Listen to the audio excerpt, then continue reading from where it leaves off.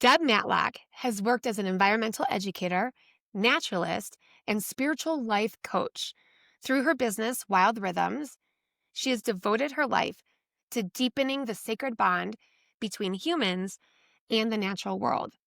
Welcome to the podcast, Deb. Thank you so much for having me. I'm really looking forward to our conversation.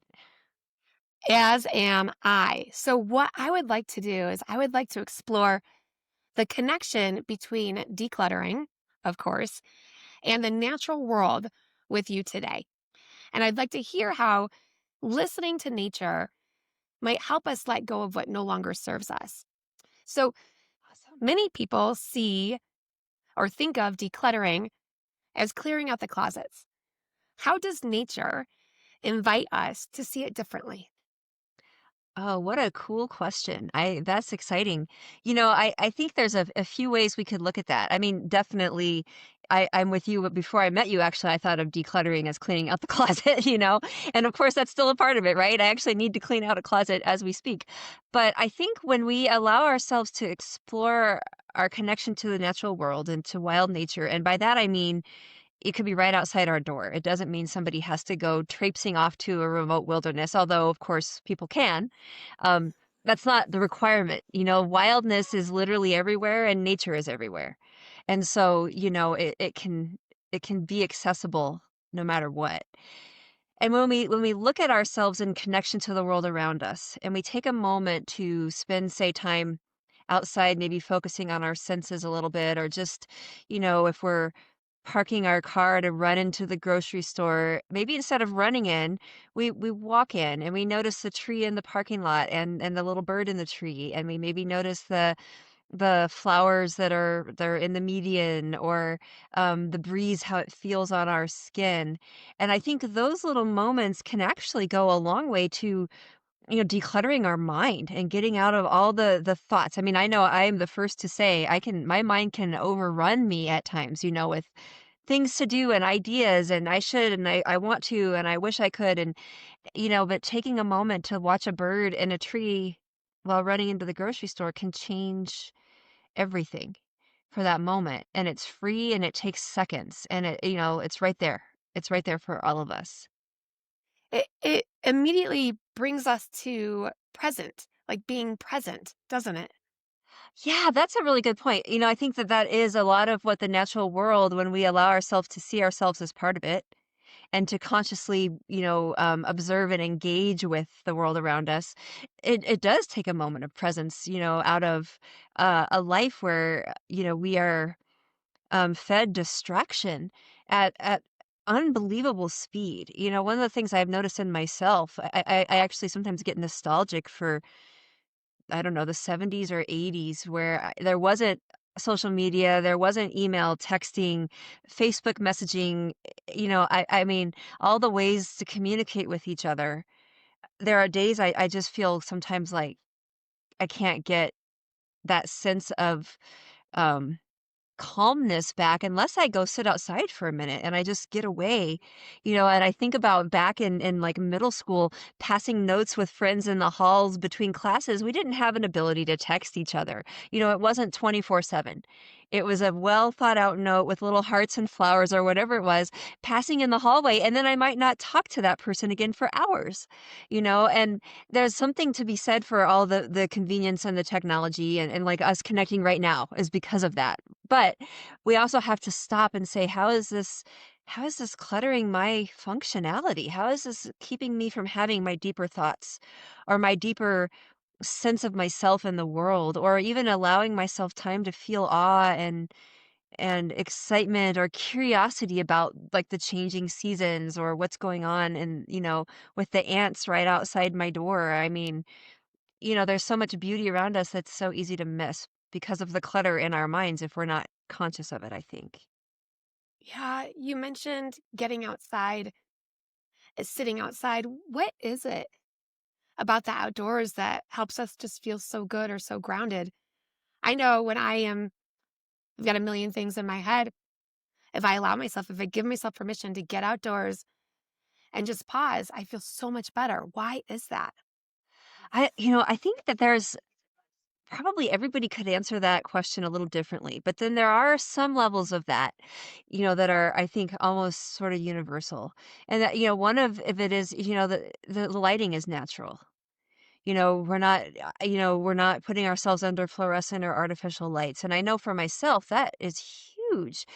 Feeling the sun or the breeze on my body, I can feel my nervous system downshift. So I think there's something very ancient about the fact that this is where we've all come from. It doesn't matter what our culture is. It doesn't matter where our ancestors were from. Everybody was nature-based, earth-based to start with. And to be honest, everybody's nature and earth-based now.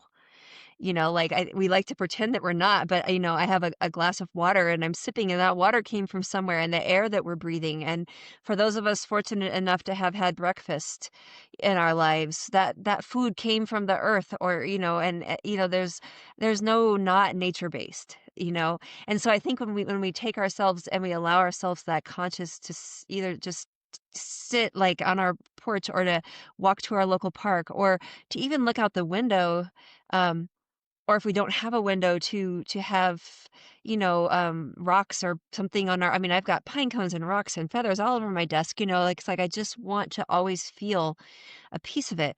And I think that it allows us to remember that ancient part of ourselves, and it also allows us to step into a more natural rhythm, maybe, that isn't necessarily the high pace that maybe our jobs or traffic, or something that we're dealing with. Isn't necessarily, how we as individual beings on this earth would wanna really wanna function. Yeah. You just talked about rhythm. You talked about so much, and there's so many different ways we can go with this. Um, you talked about rhythms, natural rhythms, and our ancient self. And what would you say is the biggest disconnect today between how we used to be and how we are now? Yeah, I think there's 2 levels to that answer. One is the disconnect is perceived, and that perception is powerful. So we can't disconnect, like we just said. We have to eat food, we have to breathe, we have to drink water. Whether we like it or not, we're animals, we're beings on this earth. We're mammals on this planet, and we need all the same things that the bears need, and we're part of it. And so the perceived disconnection is very detrimental, because that also, not only does it keep people from realizing that they need to attend to this part of themselves, but it also can create a yearning that is really hard to fill. For example, I had a client once who was like, I need to feel more connected to nature. I need to get out into the wilderness. And I said, let me challenge that here. Yeah, wilderness is great. And we can feel more connected to nature by being conscious of how we're preparing our food in our kitchen. I mean, I had another client once who she was not able to go out and do much. She had some physical challenges that going for hikes or long walks were not going to happen for her. She loved to cook. And her heart was yearning for a sense of connection to the natural world, and she was lamenting that. She's like, "When I was younger, I could go out. I would backpack. I would do these things that I cannot do." And we kinda talked through it. It was like, we cut up a head of lettuce for salad. If we take a moment and look at the beauty of how the lettuce leaves are growing, and or the cabbage, like, there's some purple cabbages that I just feel like I shouldn't even eat because 'cause they're so gorgeous. I just wanna display them. And, like, the purples and the whites, and, all the shapes and colors and textures of our food is nature connection. And so, that perception of disconnect is it's not real. The Wow, other Yeah.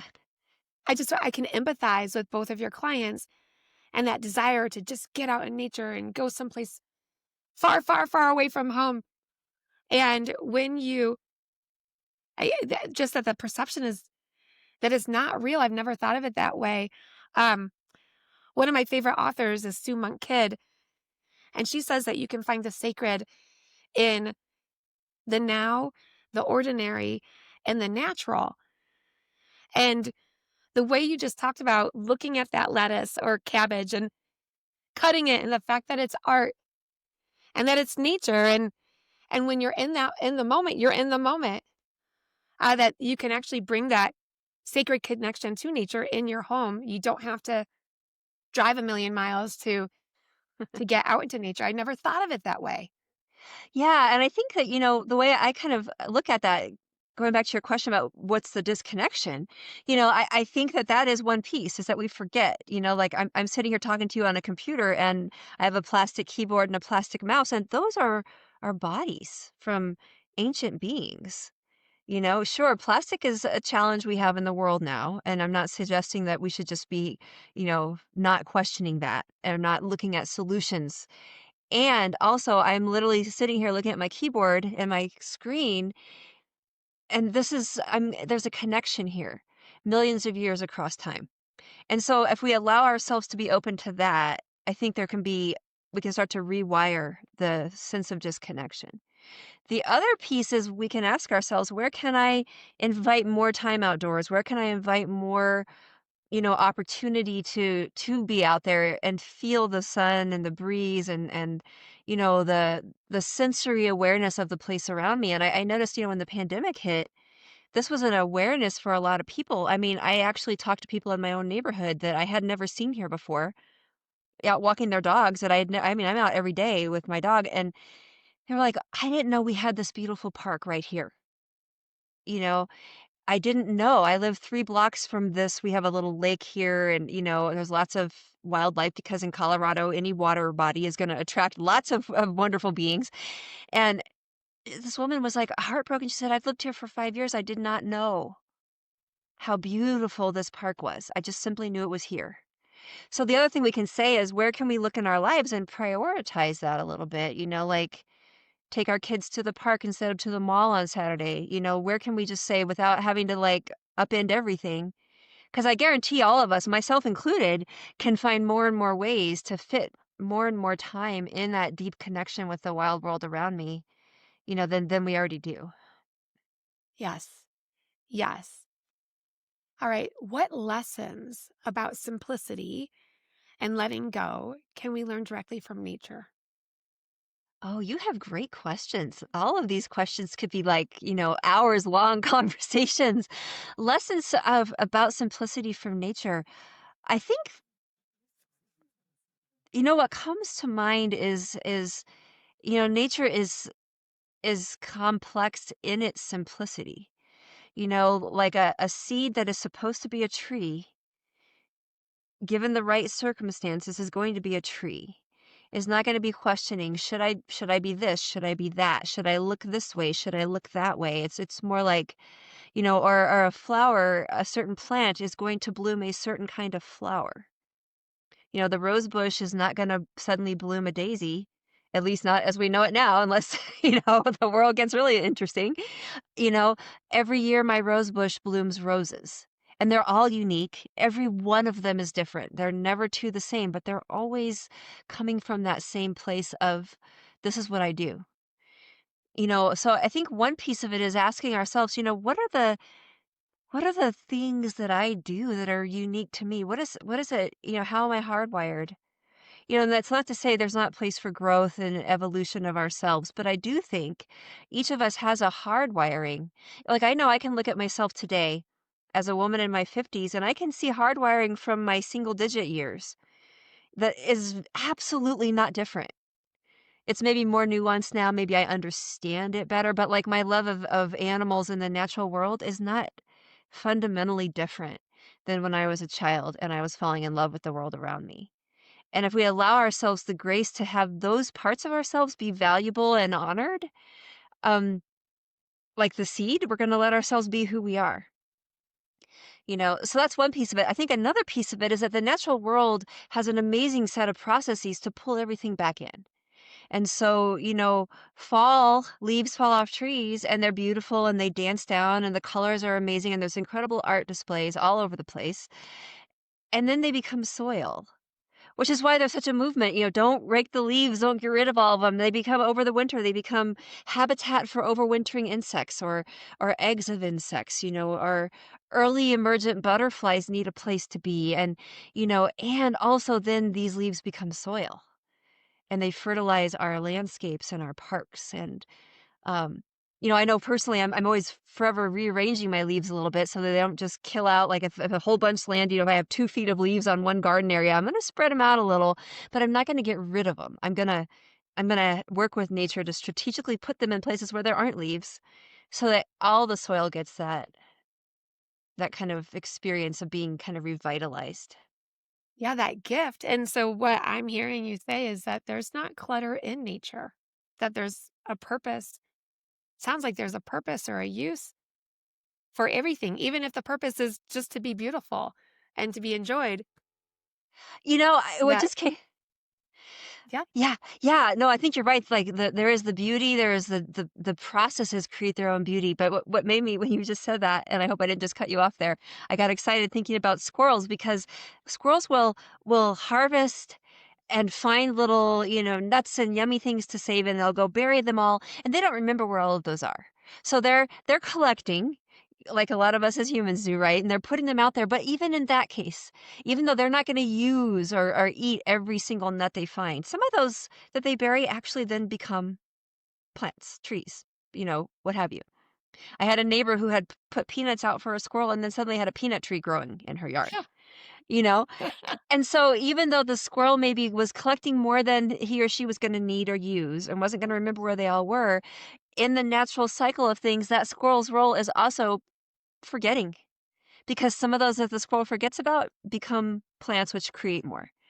And so yeah, there's this amazing dance of process in the ecological world that is just admirable to me when I think about how can I be even more aware of my own possessions and my own clutter.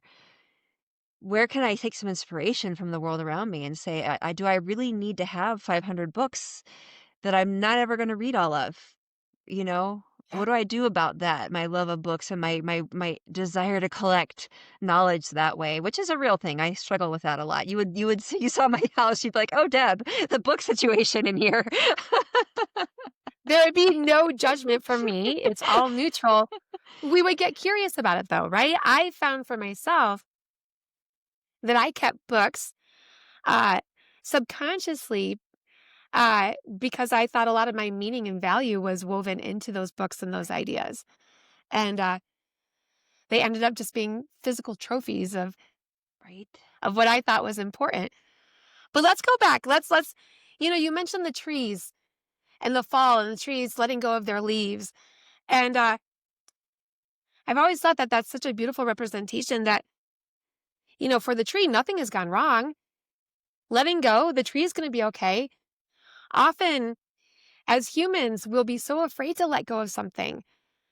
And I believe that we can take guidance from the trees that it is okay to let go of those leaves or whatever the items are, that we will be okay. And honestly, if a tree is deciduous and has leaves, if the tree doesn't let those leaves go, then there is no process right then to refertilize the soil that the tree is going to depend on. Because if you think about the trees dropping leaves right under the tree, it's a little different when we landscape our yards and we have gardens and flowers, like I was mentioning before. I do a little bit of more, but in a forest of deciduous trees, there's nobody moving the leaves around. You know, maybe some animals make some nesting material out of some of them, but for the most part, the leaves will fall and the wind might do some rearranging. But for the most part, they're fertilizing the soil, it's supporting the tree. So where is the lesson in it for us? That's a great point. If we were to let go of the things we don't need, how are we fertilizing our own soil in that moment? So that we can continue to flourish and we can put out beautiful leaves again next year, and we can, do the things we need to do because we have the soil, we have the fertilization that's supporting us. We have the nutrition that we need. Yes. Yes. Okay. How might eco spiritual practices support someone who is struggling to release something? Maybe it's sentimental. Maybe they are, I don't know, hyper rational, whatever it is. Whatever it is, how might they embrace some eco spiritual practices? Yeah, when I think about spirituality and eco spirituality, I think the first thing I think of is that it's very personal. And so, for somebody, I've worked with people who have a deep religion, but they also have a deep connection to the natural world. And so they've woven those together. I've also worked with people who are not at all a part of a religion and are just very moved by the sense of awe and connection and mystery that is so available to them, when they are with the wild world and they're reflecting on the wild world. And so the first thing I want to say about that is that there's not a one size fits all in terms of what even an eco spiritual practice would be. But I think if we ask ourselves, if somebody feels a connection to the natural world, they feel a yearning to explore that connection, maybe deepen it, maybe, spend more time reflecting on it or in the wild world, or a little more time making their dinner so they can really focus on what they're putting together in their plate. Um, that simple act of saying, I want to be more aware, in my mind, is an eco spiritual practice, and that allows people to open up to the spontaneity of the relationship. Like they might, if somebody suddenly is, letting themselves open to that. And let's say, for example, that person is a gardener and now they're going to garden a little differently with a little different awareness. And maybe they're going to take a little bit more time, and maybe they're going to take a moment to think about where this plant might want to be, not just where they want the plant to be. Um, that can change a person, but also that can open up for spontaneous practices that are unique to them and their place. One thing that I don't love doing a lot of is teaching, here's how you do this connection practice, as much as saying, what is your authentic relationship with the world around you lead you to feel desire to do? For some people, that it could be like an elaborate ceremony. For somebody else, it may never be a ceremony at all. It may simply be that they sit outside with their coffee every morning, and that's their morning ceremony, if you will. Or maybe maybe it manifests in somebody in how they tend the land around them, or how they care for the animals, or how they interact with their community and care about their community lands. So I think if we allow ourselves to define spirituality for ourselves, like for myself, I think of it as the dance with mystery, like what is this mysterious life that we're all leading, and all the triumphs and challenges, and all the beautiful moments and all the hard moments, and what is all of this? um from within that, we can say, I feel a desire to be more connected. Let me be with that desire. Let me open it up to myself. Let me maybe journal on it, or spend more time outside, or just get curious about it and say, what are my personal practices that are going to feed my soul and move me in that spiritual way? You mentioned gardening and the greater awareness of not just where do I want these plants to go, but where might they want to be. And I've never thought of gardening that way before, but it makes so much sense because if I connect that to clutter, which is just stuff, maybe an uncomfortable amount of stuff, and often we'll have all this stuff and we'll store it away and we won't look at it and it's not being used. And if we were to take that same perspective, where might my stuff want to be? So, for example, let's just say all of those books. Do they want to be stored away in a bookshelf, never touched?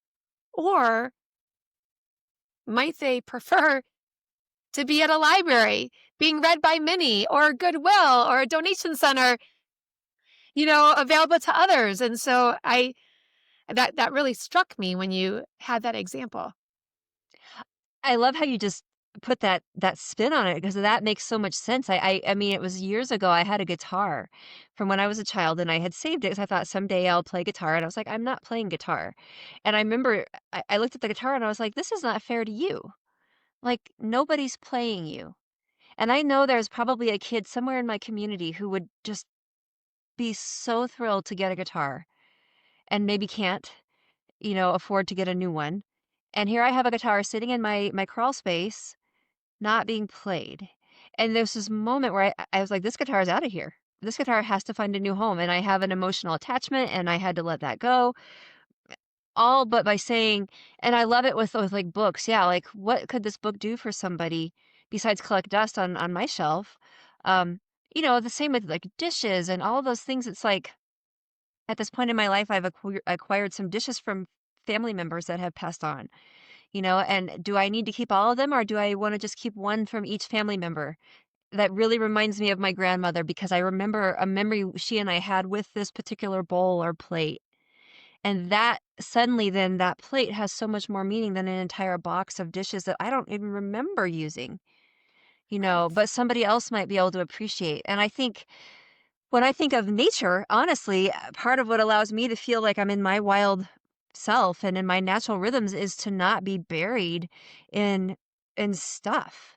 All of a sudden then my Saturday becomes cleaning and organizing my house as opposed to sitting outside and nature journaling or going to the nearby lake or um, spending more time growing some food or something like that, whatever it might be for each of us. It's like when our possessions own us, one thing that I get curious about is how does it remove us from our sense of self in the natural world? Say more about that, how it removes us from our sense of self. I love where you're Yeah. going with this. Yeah, I think it's something, and I've noticed in my own life as I've gotten older and I've been in the same place now for 16 years and being in one place it is easier to gather things than if you're moving like younger adulthood when I was moving more frequently, there was more of a purge cycle built in, and it sort of sometimes starts to feel like, okay, how much do I want my time to be spent vacuuming, dusting, cleaning, organizing, doing this, that, or the other? How much of my time do I want to spend picking out clothing as opposed to having a smaller number of pieces that I love, feel really good in, feel professional in, fit my lifestyle? So that I can just go right into my closet and not think, how much time do I wanna spend on these things, managing my things? Wow, how much of my precious time do I want to spend managing my things? That is powerful because time itself is an illusion, right? We have the present moment, and nobody knows Right. beyond that present moment what they have. That is exactly it, and I think that it's like I think of that kind of concept, that very universal concept for all of us. None of us are getting out of this alive. So that's the fact, right? And so then I stop and think, okay, so with the time that's there, what and because we don't know, and I mean, we've probably all lost people, and I know in the last couple of years, I've lost friends of mine that are my age, to sudden health issues that nobody knew were there, um, kind of on a dime, these 2 people, and both of them, it hit me really hard, and I remember thinking, here I am focused so much on this or that or organizing this or the future. Why don't I go sit outside and appreciate that I am physically here on this earth today, right now, and I'm gonna go enjoy even 20 minutes just being here on this earth today right now and not being owned by stuff, and then I think within that there's a spectrum of where people fall because I also know that part of some of my passions require some stuff. Like I love art, I need some art supplies. A tiny house probably wouldn't work for me because I love having animals.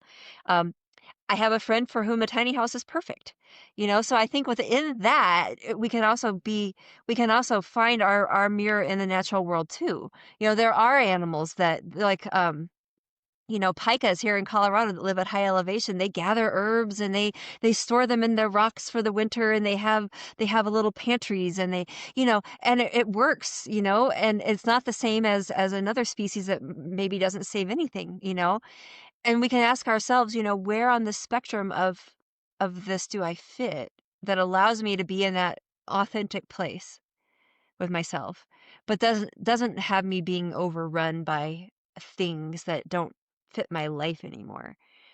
And I think if we Yeah. look at the world around us, we can find our mirrors there. You mentioned animals again and the pika, and it made me think of the squirrel that you referred to just a little while ago. The squirrel that was, finding a lot of food in the leaves and storing some things and sometimes forgetting where he or she stored the food and then maybe a tree growing or something else happening. And often with our things, our beloved clutter, we'll tell ourselves, well, I can't just give this to a donation center. I have to give this to the right person. I have to find the right person. And months and years will go by while we store our things because we have this thought, which I believe is mind clutter, that I have to find the right person. And yes, it is always wonderful when you have that perfect thing for that person and it's just, and they're so excited. And Right. that is really, really fun.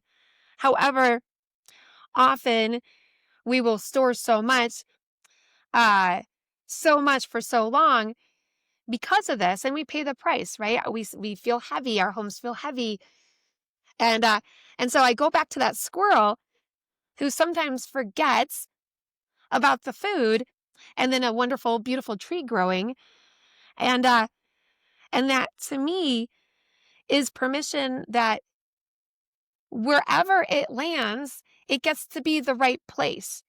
Wherever it lands, in terms of the clutter, in terms of the stuff, that we don't have to find the right person, that we get to believe that wherever it lands, that that is the right place.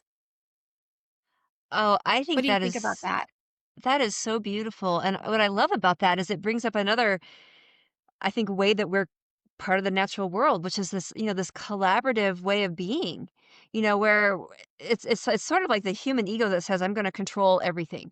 I'm going to know who gets every one of these items. And I'm going to, and sure, we may have that special family heirloom that we want to make sure goes to somebody, but that's like the few and far between from what most of us have, but if we think of ourselves as a collaborative sort of cog in a wheel, like the trees and the flowers and the birds, they're probably not all sitting there with a big um, concern for the role they're playing. They're playing their role.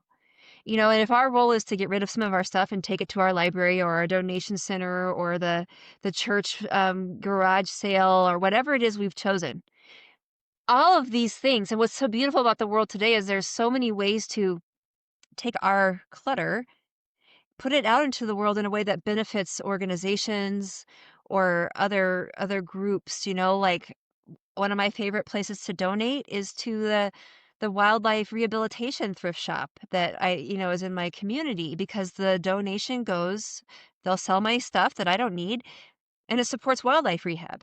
And I love that cycle of giving back. And I think that if we look at our stuff as part of the give back that way, we can Yes. also be very conscious about where we take it too. We can be like, "Oh, I this food pantry in my community is having a garage sale so that they can buy more food. I am going to That's 2 weeks from now. I'm gonna have a goal of having a carload to take to them before that sale." Like, that's how I kinda do it. I look at what are the things going on that I wanna use as my, and then they give me motivation, like, I need to have my books done by this date for the library. And it gives me a little bit of a boundary around what could go on for, like you said, years, because also a lot of us have a lot of other things that are really important. And so if I have a pile of emails or 2 hours of working on clutter, it's hard sometimes to say, I committed this time to working on my bookshelf. That has to be what I do, Mhm. barring an emergency. Email is not really an emergency. I have to get out of my own way there. So sometimes having the choice of, I want to support this fundraiser by this organization can be really helpful. And then it connects us to the natural world if we find those organizations or our communities. We're supporting the world that we're part of. Supporting the part of the world that we're part of. I think that's what you just said. Supporting the world that we're part of. That Yeah. is a beautiful reframe, and it's permission to let go. Just let go. Uh and that it can feel right and light. Um, Yeah. what is a nature-based ritual or practice that you recommend for somebody who may be beginning their decluttering journey? Oh, that's a fun one. What I would recommend to start with is it's very simple, and it could take seconds or minutes or however long. But if someone were to say, I'm going to take a calendar, maybe it's a kitchen wall calendar, and each day I'm just going to write down some part of the natural world that I found today that was inspiring to me. Or they could just substitute beautiful to me or, um, but inspiring I think is a good one because then we could sort of say, okay, I'm on a decluttering journey here. I'm gonna go walk my dog, take my kids to soccer, whatever I'm doing. I'm gonna look for inspiration from the natural world that can maybe help fuel my decluttering journey. And maybe somebody sees a bird up in a nest and, birds will always throw out old sticks and put other ones in and kind of constantly refurbish their nests. And maybe somebody sees a bird do that, or maybe somebody watches a leaf fall off a tree as they're waiting for their, car oil change or whatever it might be. But if we challenge ourselves to say once a day, and I'm going to put it on my calendar, it's going to take me 2 seconds to write this on my wall calendar or stick it in my phone calendar, then we start to create a log. This log is not only inspiration points that were unique to us in our relationship with the world around us, but it also starts to be a log of our our connection to the world. What are we drawn to? If somebody says, "Wow, 20 out of the 30 days this month, my points focus on birds." Now this person's learning something about themselves like, "Ooh, I have a love and an affinity for birds. I want to nurture that. I want to dig more deeply into that." But also if we just say, I'm working on this thing, I want to look for inspiration around me. For decluttering. Like the lake I live near, if there's ripples, it'll roll and sometimes some of the debris from the lake will roll up to the shore. I hadn't thought of it till this very second, but is that kind of like the lake is decluttering a little bit? Like some of that debris floating on the surface is now on the bank and the lake has now got a pristine surface again. You know, I've literally walked around this lake for 16 years and that's the first time I've thought of that, but that's inspiration. So I think if we just let our minds open to the world around us, then we can have this reciprocal engagement and we can see where we're passionate, but also we can sort of see what inspiration and wisdom does the world have that we might be able to benefit from. These ideas just they make decluttering so much more fun, like incorporating where because what you're talking about is, intentionally creating meaning on the journey, on the life journey. Often, I talk about the lighter path. We can go light, we can go heavy with every circumstance. And so, to you, what does the lighter path mean to you? Yeah, the lighter path. I think a big piece of that is allowing ourselves to recognize and honor our wild being, our natural rhythms. And sure, we all live in the world, we all have obligations, and I'm not putting on rose-colored glasses here that says, um, I'm not gonna look at a clock again or anything like that. But I think if we honor within ourselves those very natural ways that we function in the world, we can lighten our load a lot. We can open up ourselves to connection. We can get really honest with ourselves about what do I have all this stuff for and why? And what parts of it do I want to keep? What parts of it really nurture me? Like, I'm definitely not decluttering my art supplies anytime soon. Every now and then I'll donate some that I'm not using, but I want to have a lot of different things in that regard, but I'm not a cook, so my kitchen doesn't need all the fancy things in there. And if we really get true with ourselves and say, what do I want to spend my time on? What do I love doing? How do I feel connected to the world around me? We can create that lighter path for ourselves because it starts, I think, first with honest, authentic awareness. We live in a world where there is no shortage of input from people we love, from the world around us, from our culture, from our religions, from whatever it is, telling us how we should be and what we should value and how we should structure our days. I mean, like, shoot, you can look online, there's 1,001 ways to have a productive week, but none of those matter if they don't fit with our wild souls and our natural rhythms. And I can say I have spent way too much money on how to make a productive week webinars and little classes that don't work for me because they don't take into account the fact that I need to honor this part of me, the part of me that needs more downtime than not, the part of me that wants more unstructured time to sit outside. And if I'm honest with myself, that's where all my ideas come from. That's where the best ideas in my business and my life come from. But I have a culture that would say to me that I'm wasting my time. So we have to get aware of ourselves and then fierce about it. and say, you know what, that squirrel is spends 2 hours laying on the tree branch every afternoon. And maybe that's okay. Maybe that's a rhythm I could look at. Where do I fit my hours on the tree branch in? Like what does that mean? So that's kind of a circular answer to that question, but that's a great question. Well, that was a beautiful response. And there's a lot of clutter. We get a lot of noise, a lot of clutter, a lot of distraction from societal messaging. And so I love the permission to say, wait a second, that's not going to work for me. Yeah. Yeah, that doesn't fit in my heart, and that takes me away from what I value, and I think the lighter path is, in my mind, it's a path that has, stepping rock stones on it that are all of our deepest values. That are the things that are not negotiable in our lives, the things that really, if we're laying on our deathbed and we are conscious at that moment, that we look back and say, I stepped on the rocks that mattered, and I put focus there first. And that's hard. I mean, I'm sitting here saying that, and I will tell you that I have to remind myself of that all the time because the noise is very demanding, like that's the thing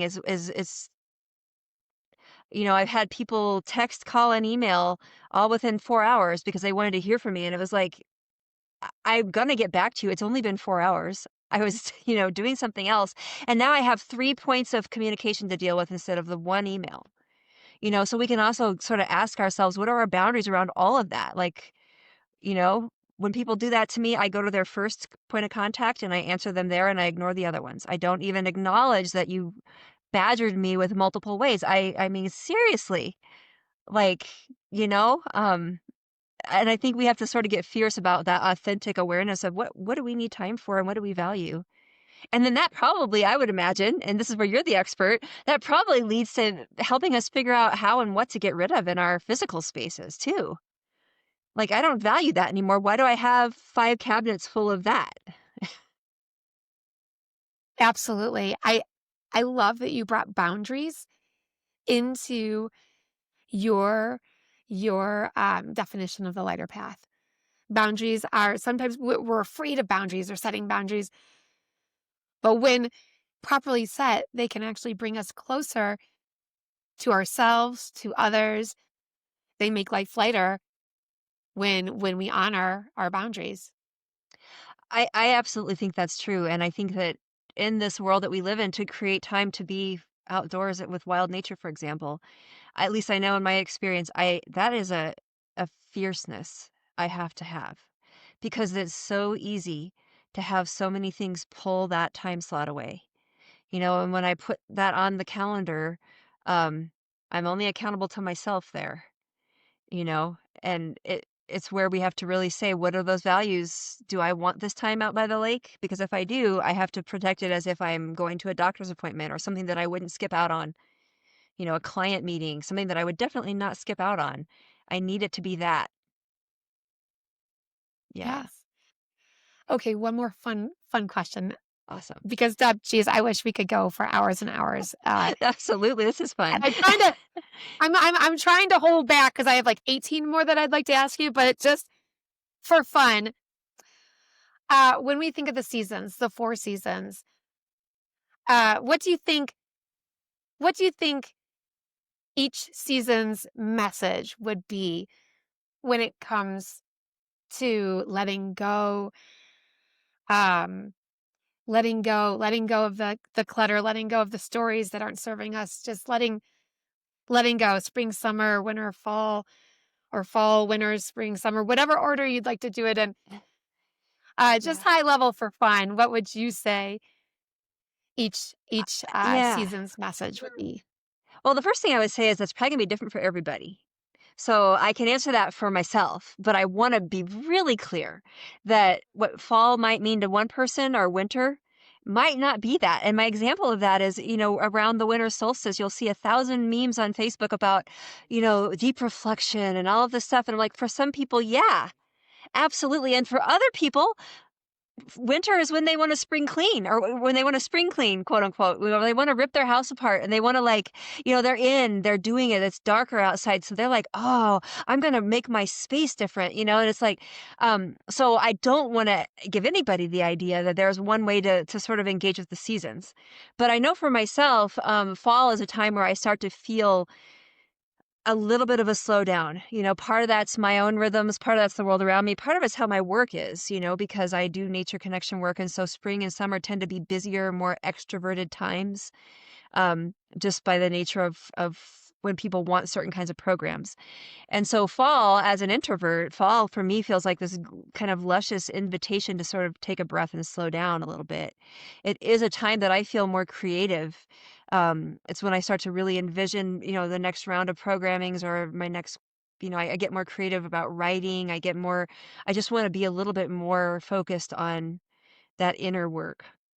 And winter for me is it is a time of slowing down, but it's not really reflective only. Like, I also love winter. I wanna be outside every day in winter. It's so incredibly beautiful, and, to me, I do feel more tired. So my natural rhythm is in December, I can happily go to bed at 7 o'clock at night, where in July, that's not gonna necessarily feel right, Um, and then when we move into spring, um, I definitely get very excited about the creative energy. I can also get very stressed in that space if I'm not careful because all of a sudden it's like the world around me is bursting out in bloom, but also that's when I start to also get a certain, more pressure on my own life from just, the work I do. And so I have to also be careful there to say, where are the quiet, calmer parts of spring? What are the parts of spring? Because there's a lot of plants that don't come out until summer. They're still resting in the spring, so I try to look for those rhythms. And then the summer just feels like a very, for me, it's a very out time.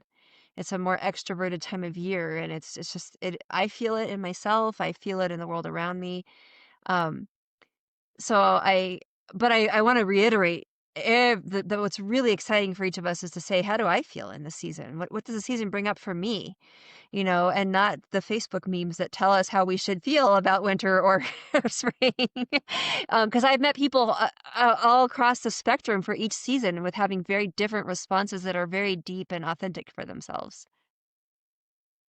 Deb, you mentioned your work. Where can we go to find more information about what you do and are doing? Yeah, my website is, wild-rhythms.com, and I'm happy to chat with anybody. They're from that site, people can access social media and email, letters, or whatever engagement if somebody wants, and always happy to reach out. Everybody's welcome to reach out. Okay, and you have an inner circle email list, and so which by the way, I am on. And so, we can go to your website to get on that list, correct? Yeah, yeah, and I just share blogs and videos and, my email list gets first run on enrollment and programming. So it's pretty low key. I don't flood inboxes or anything with extra emails because going back to the clutter conversation. Oh, yeah, and digital clutter. I mean, that is Yeah, that is something I feel like I am constantly, just trying to stay on top of. It's yeah, real. it's real. Um, it really is, and so, Deb, thank you so much. I I wanna finish this conversation, and then I just wanna go outside, and I want to normally, I just close my eyes and put my face towards the sun. This time, though, with all of the animal talk or the bird talk, I actually wanna go outside, and I just wanna look and be and see the stories unfolding in front of me, right? The so often we think, like, in our house, in our yard, we're the only ones there, but we're not. There's Or so not. much going on.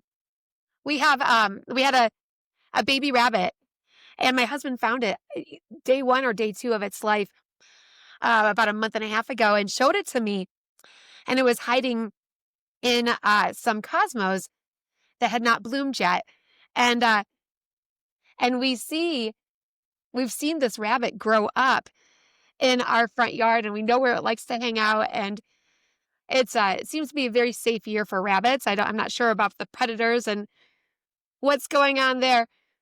But it's I just want to go outside and just look for the stories that are right in front of me that Yeah. normally I would not see because I'm just going too fast.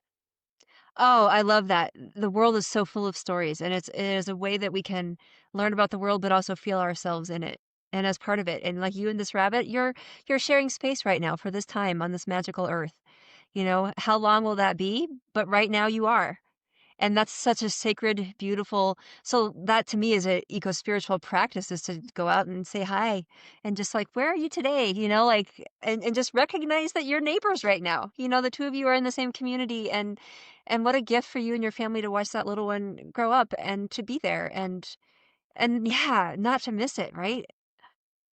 What do you think the message would be from nature to all of us humans who are also nature? But Yeah. nature, I'm talking about the animals, the seasons, the trees. What do you think their aggregate message would be to us when it comes to and what a big question, right? But That is a big if question. there was a message when it comes to us and our stuff, what would it be? Oh, that's interesting.